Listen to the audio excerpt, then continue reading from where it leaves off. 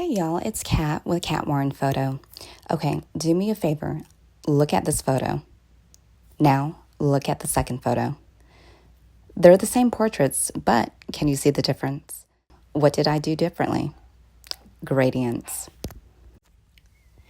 Alright guys, I've already edited most of the portrait of Jaina.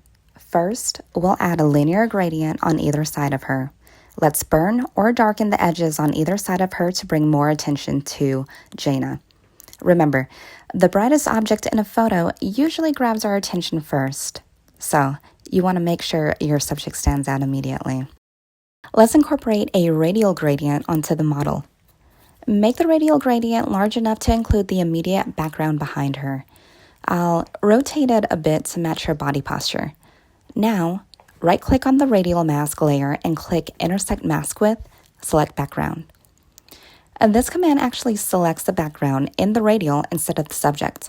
Now, you can darken and lower the exposure of the background around the model. This separates the subject from the background in a clean and dynamic way. Again, I'll take the slide bar to the extreme dark and work my way back to the middle until I find a setting I'm satisfied with. Okay, that's pretty good. Now that I adjusted the background around her, I'm going to return to my linear gradient and tweak it a bit. I'll also add another radial gradient, but this time I'll add some brightness to her face by clicking on the dodge command. Remember to take note of any unwanted halo effects in the background by looking at the thumbnail under the navigator panel. I'm going to add a few more tips in the mix.